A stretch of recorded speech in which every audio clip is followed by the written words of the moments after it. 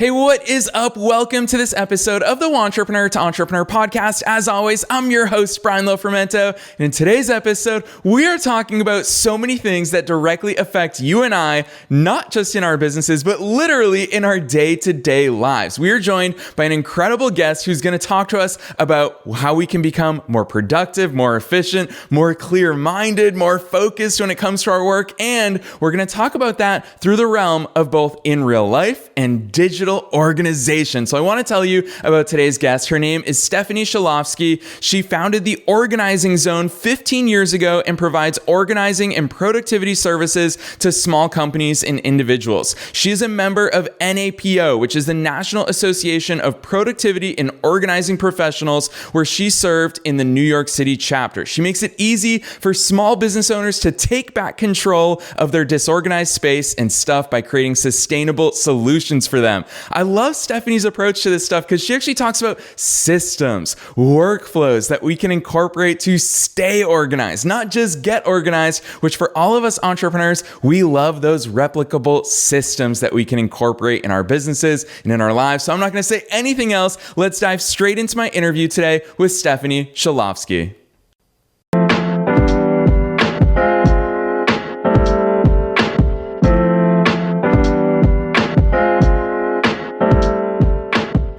All right, Stephanie, I'm so excited that you're here with us. Welcome to the Wantrepreneur to Entrepreneur podcast.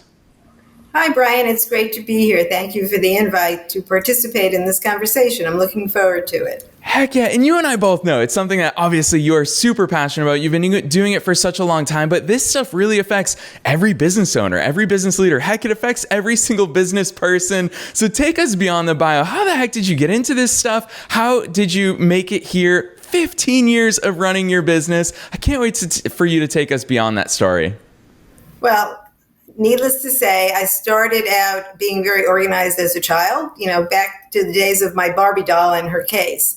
And fast forward, many years forward, I was fortunate to basically have a disposition and a predilection to being organized. That come by probably genetically because my mom and my grandmother were very organized. But aside from that, I really crave the benefits that having an organized space and life give me. I like the calm. I like the control. It helps me basically see through what's going on and be able to focus and really, create some good changes and accomplish what I want to get done. So I basically use those organizing skills as my springboard to moving forward through my former careers. And then when I decided to go off on my own, that was where I started. It was like, okay, I can do this. Let me help other people achieve a sense of better organization and control over their lives, both personally and professionally. So that's where I started. And basically my former life gave me all the other tools I needed aside from the organizing piece to be able to start my own business and work with clients. So here we are, 15 years later. It's been a wild ride. It's been a very fast 15 years. And I've met some amazing people. I've helped them achieve tremendous results.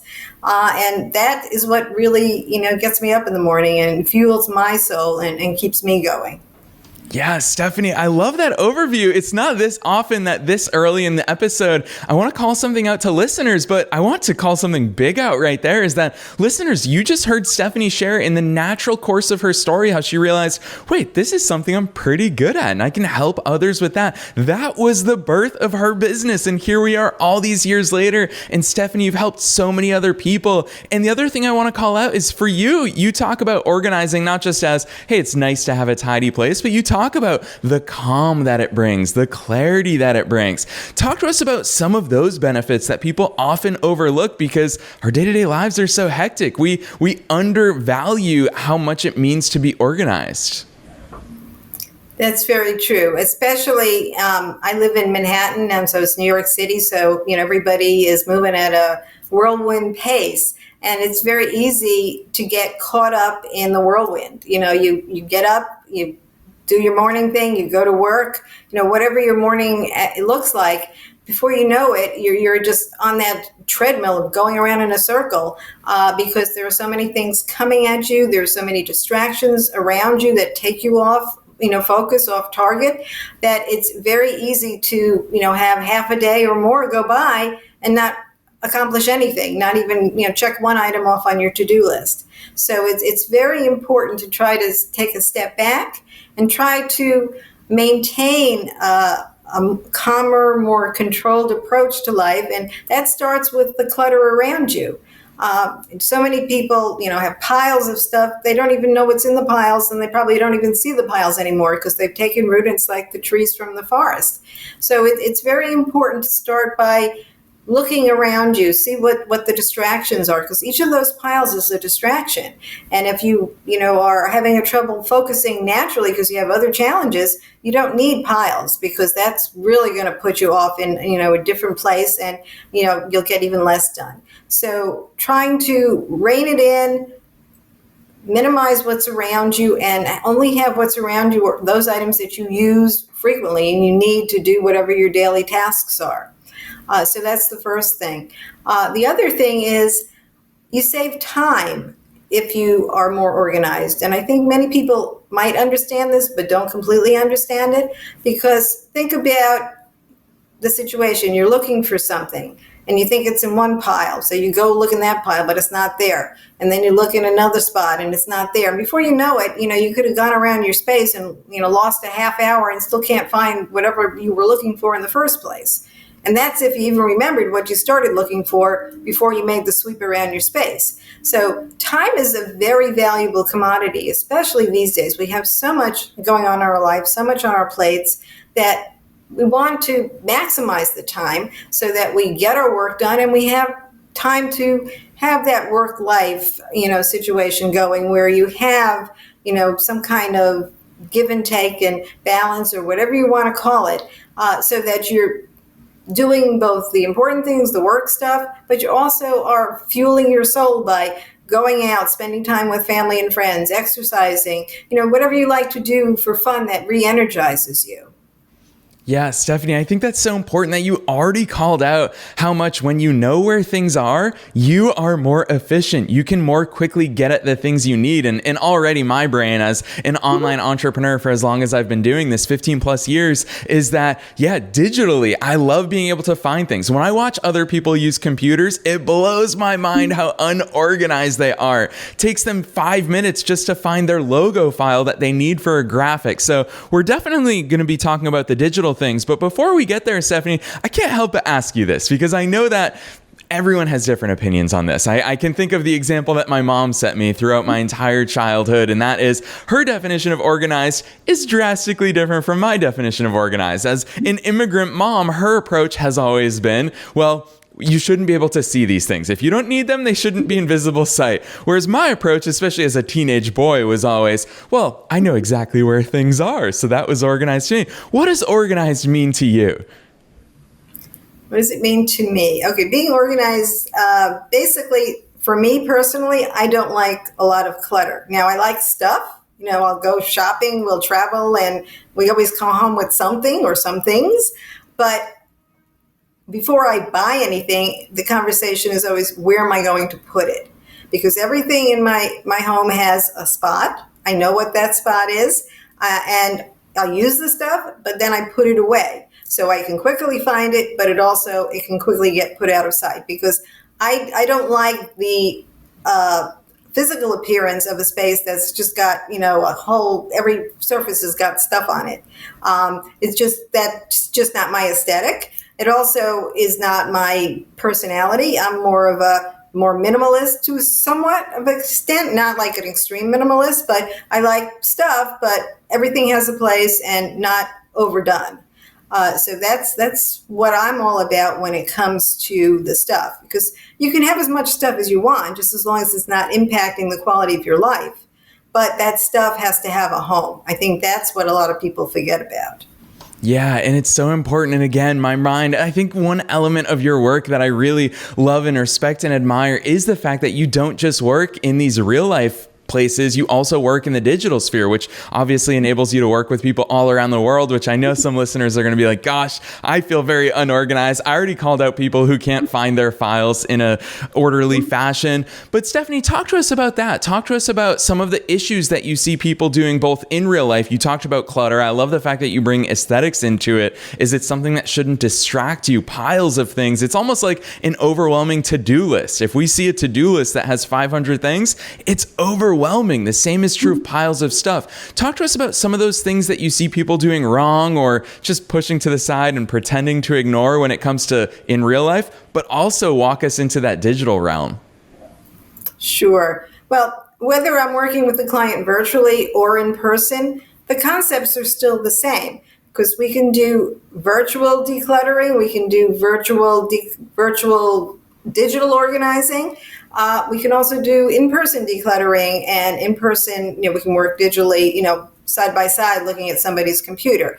I can work both ways. It all depends, of course, on a lot of variables, and we just go forward. And we can achieve equally good results, regardless of whether we're working virtually or in person.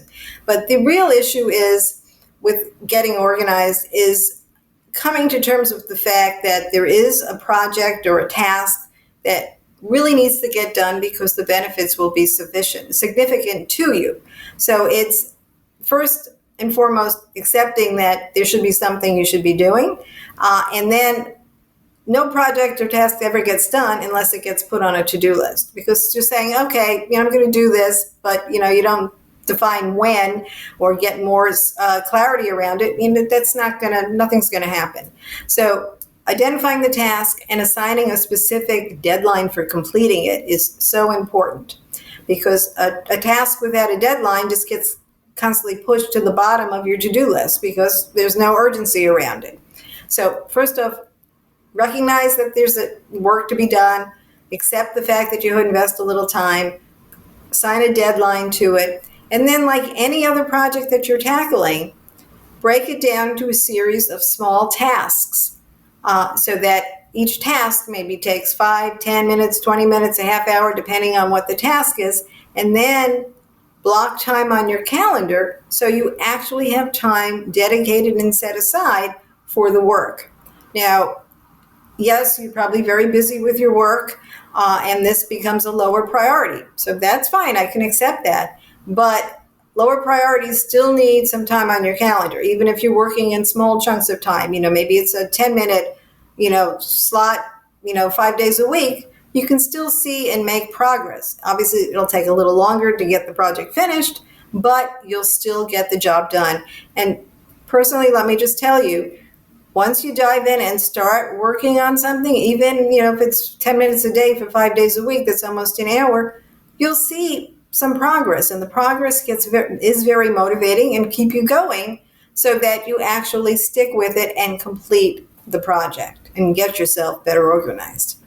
Yeah, I love hearing your perspective on how you'll chunk that task out, because it is overwhelming in one sitting. But you're right, 10 minutes a day, even that illustration from you over the span of a week, that's going to be over an hour of giving necessary attention to something that is going to reap benefits for us. So I love how you broke that down for us, and it makes it feel attainable for literally every entrepreneur. As busy as you are, I don't care if you're a parent, if you're a solopreneur, if you've got employees, 10 minutes a day is always manageable for all of us. We waste 10 minutes a day in other ways. So that's a really important point, Stephanie.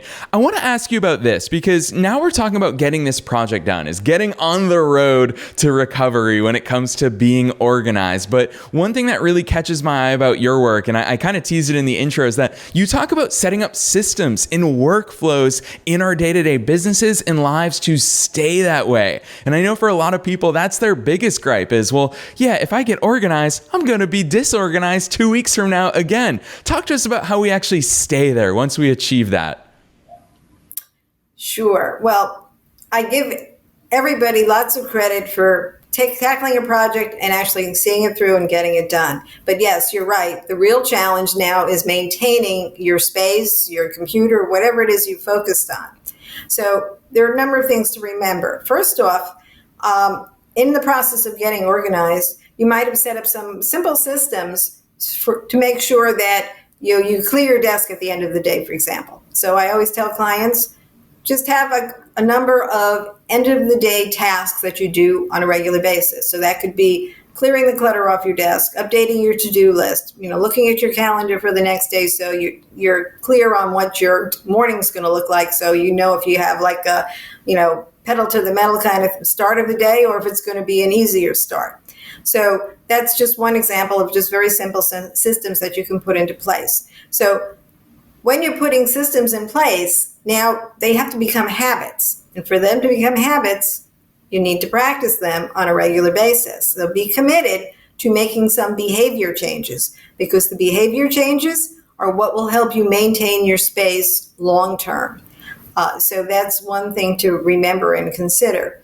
The other thing to consider is the importance of potentially having to do periodic sweeps of your space. If we're talking about physical clutter, scheduling maybe a quarterly, just quick blitz of the space so that you gather up anything that started to take root that you sort of ignored or not even seeing at that point. So that's a way also to help you continue to maintain the space going forward, because you invested a lot of time, and time is valuable. So you want the results to be more long-term. So think about this. Think about really simple systems when you're creating little processes so that, whatever information is collecting on your desk, finds its way to a definitive home.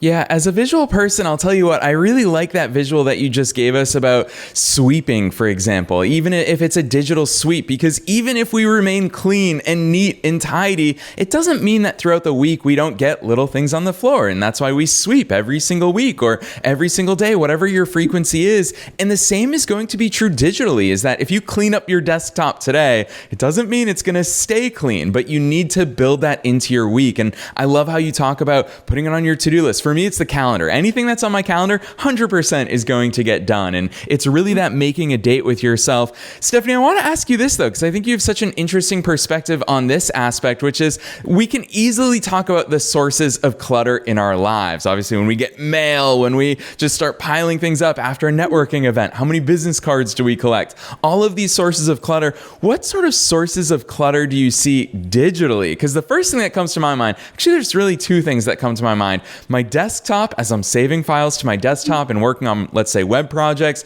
or the second thing is my email inbox. What are the common sources that you see, and what the heck do we do about those? Okay, yes, there's lots of digital clutter, and because it's digital clutter, it's not so much in our face, so to speak. So yes, a couple of places, the one you mentioned, Brian, the computer desktop, yes, that I've seen many desktops with icons covering the entire screen. So that's one place. Email, yes, that's another problem for a lot of people. Their inbox is just overflowing with tens of thousands of messages, and there's no system for managing it. So that becomes another whole area that has to be focused on, because I tell clients, or I stress to clients, not to use their inbox as a to-do list, and to really process out the messages that come in each day, so that at least there's a quote unquote blank slate, even if there are tens of thousands of messages below the new ones, so that they're really able to stay on top of whatever tasks are being delivered by those messages. The other place I see a lot of digital clutter, look at the apps, on your phone. How many pages of apps do you have, and how many of those are you really using? You can get rid of, a lot of them if you're not using them any longer. The other thing is I see a lot of digital clutter in photos. We use our phones, they have great cameras, and everybody's constantly snapping pictures. But after a point, you have this mass of pictures, and not all of the pictures, I'm sure, are keepers. So it's trying to corral that a little bit more so it's easier to navigate through the picture files that you've collected. So those are just some examples of the digital clutter that I've seen. Yeah, all really good examples because I'm sure we are all 100% guilty of them. Stephanie, I'm sure that even you find from time to time that that's where you need to do that sweeping. And that's why even when you do get off track from your highest maintenance level, that you just quickly get it back there. And so I'd love to hear from you because it sounds to me like, and obviously knowing your professional background, there is this undertone in so much of your organizing talk and so much of your organizing perspective that really comes back to productivity. Spell it out for us. Where do these productivity gains come for us, especially knowing that our listener base is a bunch of wantrepreneurs and entrepreneurs all over the world? How can this stuff start manifesting into our work and improving our work, our productivity, our output, all of that good stuff for us?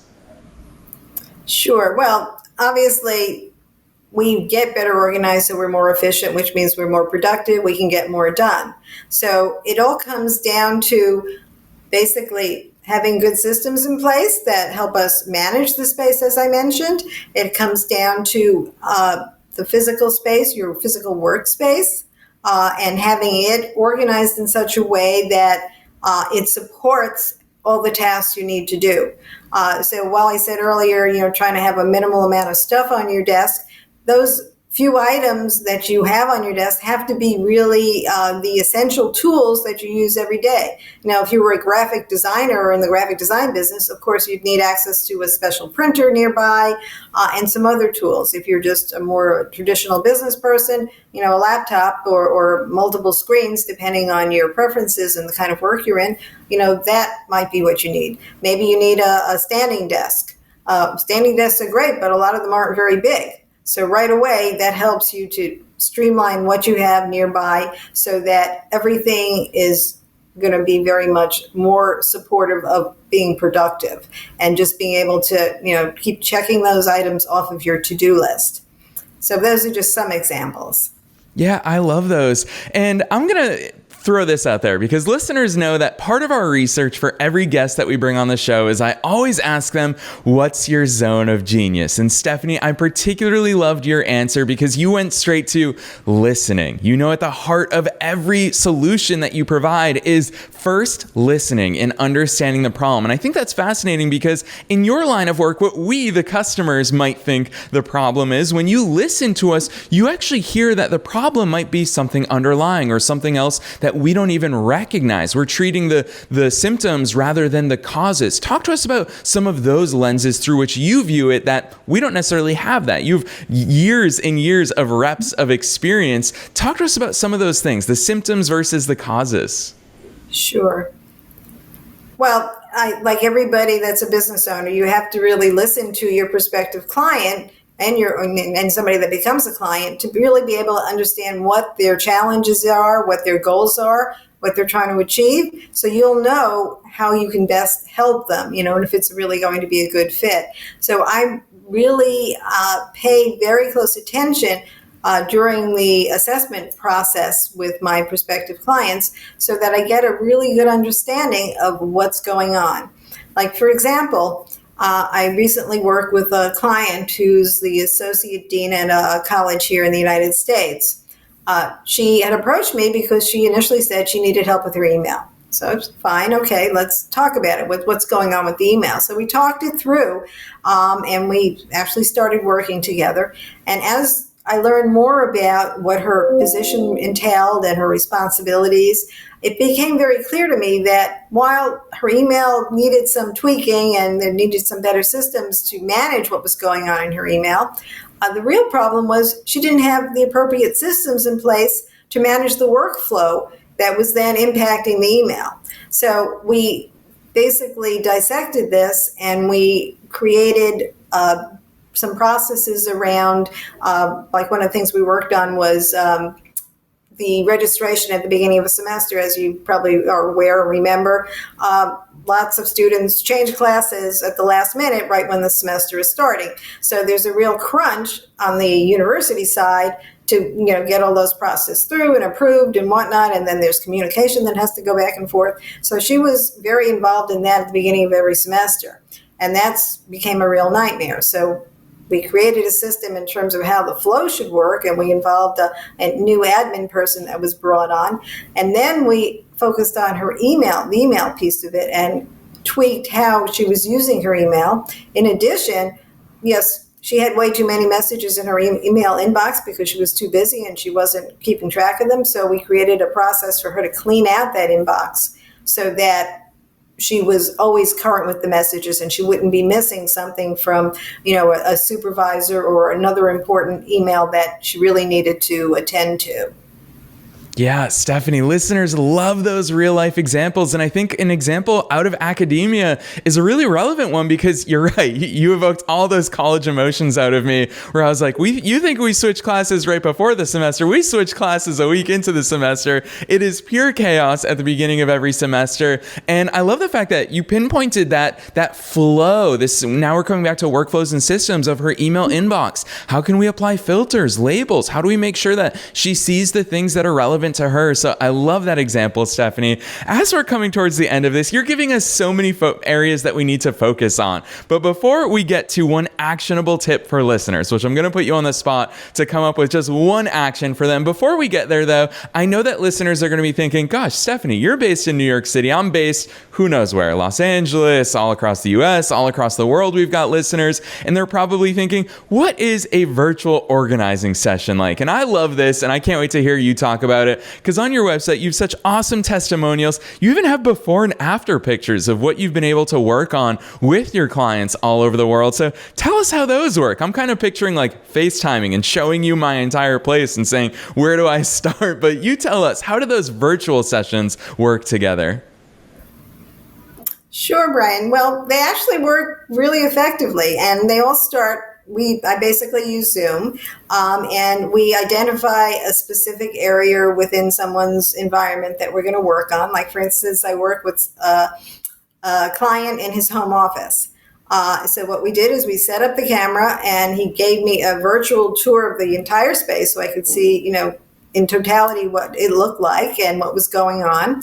And then we identified the different zones we were going to focus on, because obviously we couldn't do the whole thing. The virtual sessions are only an hour, so we have to keep it very specific and targeted. So we identified the different zones in the room, and then we prioritized, based on a series of variables where we were going to start. And once we did that, then, for example, he had, his life had gotten out of control, and he had a stack of paper like this piled up in a box that was his inbox.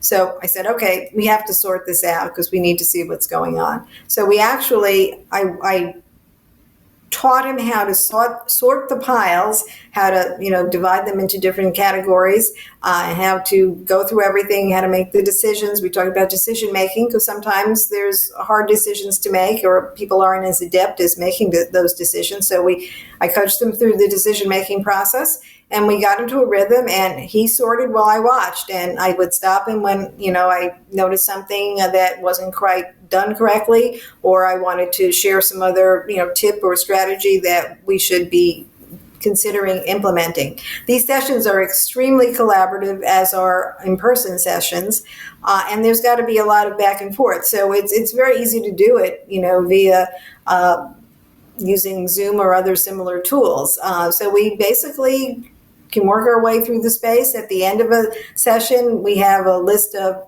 tasks that need to be done before we meet again. I typically send a client a very brief overview of what we've done, and with a list of what the tasks are that need to get completed, as well as what our goals are going to be for our next meeting. So it works very effectively, and for the right person, it could be the perfect solution because it's only an hour. We can meet, get the stuff done, and then they can go on with whatever else has to be done during their day.